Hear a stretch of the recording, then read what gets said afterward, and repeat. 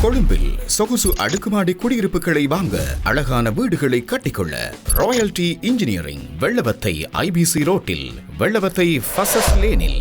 வணக்கம். மீண்டும் மற்றொரு உலகவலம் நிகழ்ச்சியினூடாக சந்தித்திருக்கின்றோம்.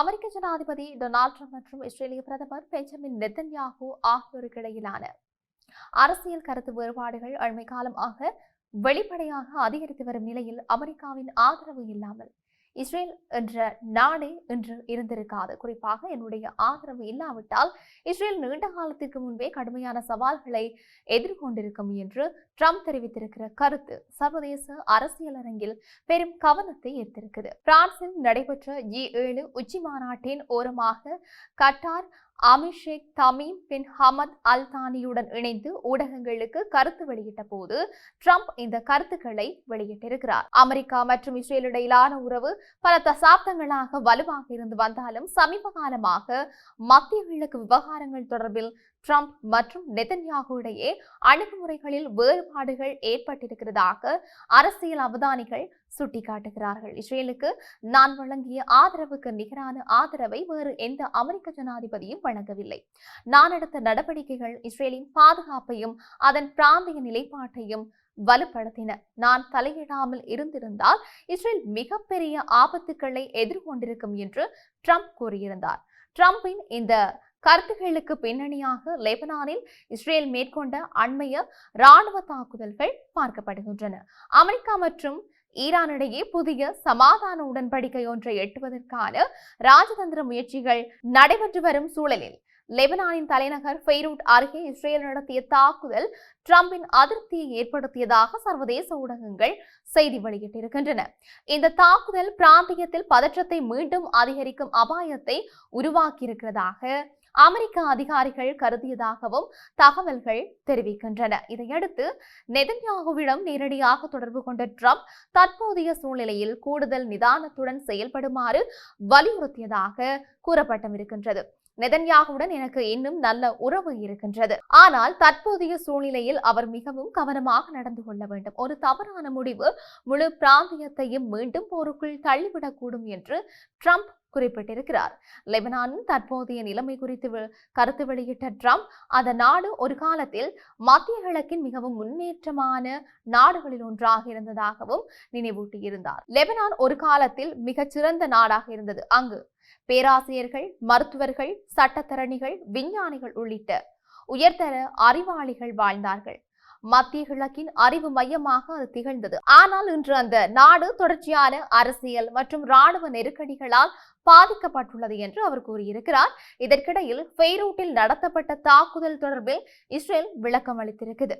லெபனான் முழுவதையும் குறிவைத்து தாக்குதல் நடத்தவில்லை என்றும் ஹிஸ்புல்லா இயக்கத்தின் முக்கிய இராணுவ தளம் ஒன்றை மட்டுமே குறிவைத்து நடவடிக்கை மேற்கொள்ளப்பட்டதாகவும் இஸ்ரேல் பாதுகாப்பு அதிகாரிகள் தெரிவித்திருக்கிறார்கள். ஆனால் போர் நிறுத்த உடன்படிக்கை நடைமுறையில் இருக்கும் சூழ்நிலையில் இந்த தாக்குதல் மேற்கொள்ளப்பட்டமை சர்வதேச அளவில் விமர்சனங்களை ஏற்படுத்தியும் இருக்கின்றது.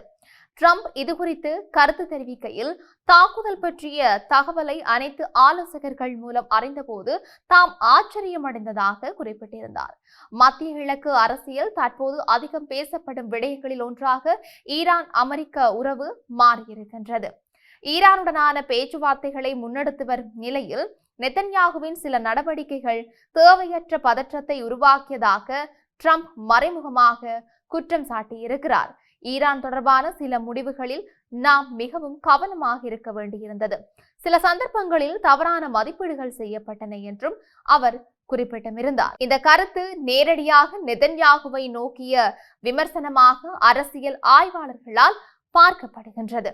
இந்த நிலையில் ஈரானின் வெளிவிவகார அமைச்சர் அப்பாஸ் அராக்சி புதிய நிபந்தனையை முன்வைத்திருக்கின்றார்.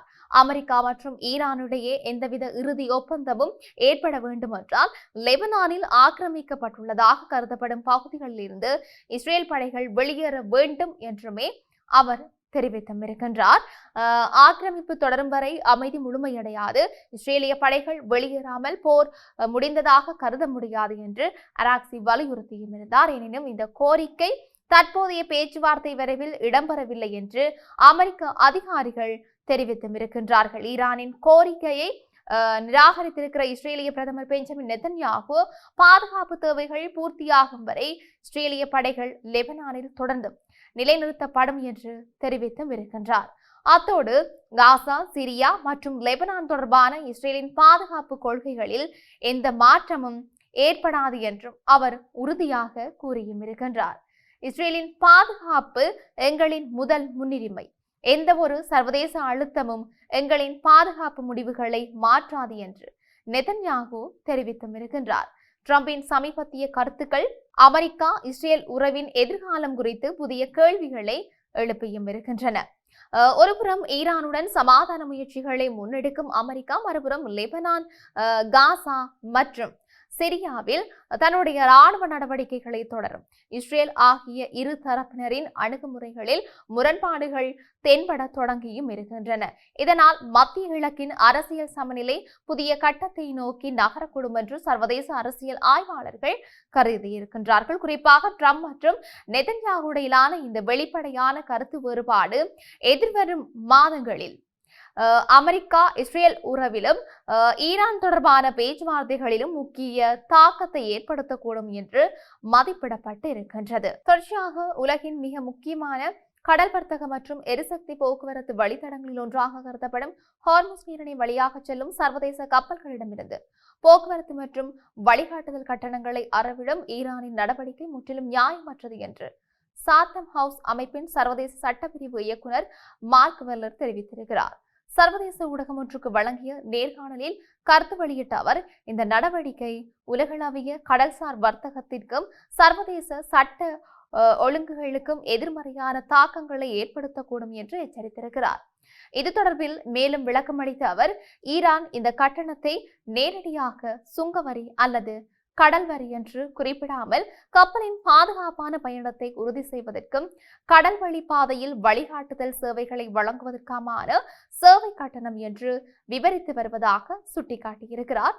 எனினும் பெயர் மாற்றப்பட்டாலும் அதன் அடிப்படை நோக்கம் சர்வதேச கடல் போக்குவரத்திலிருந்து வருவாய் ஈட்டுவதாகவே இருப்பதாகவும் இது சர்வதேச கடல்சார் சட்டங்களின் அடிப்படை கொள்கைகளுக்கு முரணானதாக கருதப்படலாம் என்றும் அவர் தெரிவித்தும் இருக்கின்றார். கடந்த ஆண்டுகளில் இடம்பெற்ற ராணுவ மோதல்கள், கப்பல்கள் மீதான தாக்குதல்கள், பிராந்திய அரசியல் பதற்றங்கள் மற்றும் தற்போது ஈரான் அறிமுகப்படுத்தி இருக்கிற புதிய கட்டுப்பாடுகள் ஆகிய காரணங்களால் சர்வதேச கப்பல் போக்குவரத்து நிறுவனங்கள் இந்த கடல் பாதையின் பாதுகாப்பு குறித்து இன்னும் முழுமையான நம்பிக்கையை கொண்டிருக்கவில்லை என்று மார்க் வெல்லர் தெரிவித்தும் இருக்கின்றார். அந்த வர்த்தக கப்பல் நிறுவனங்களும் காப்புறுதி நிறுவனங்களும் மீண்டும் முழுமையான நம்பிக்கையுடன் இந்த கடல் வழித்தடத்தை பயன்படுத்த தொடங்குவதற்கு நீண்டகால நிலைத்தன்மையும் தெளிவான சர்வதேச உத்தரவாதங்களும் அவசியமாகின்றன. தற்போதைய சூழலில் அதற்கான நம்பிக்கை இன்னும் முழுமையாக உருவாகவில்லை என்றும் அவர் குறிப்பிட்டும் இருக்கின்றார்.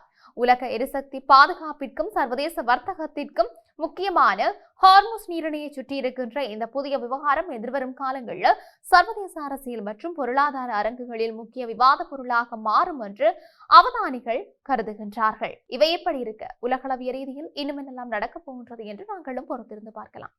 மீண்டும் மற்றொரு பதிவினூடாக சந்திக்கலாம். வணக்கம்.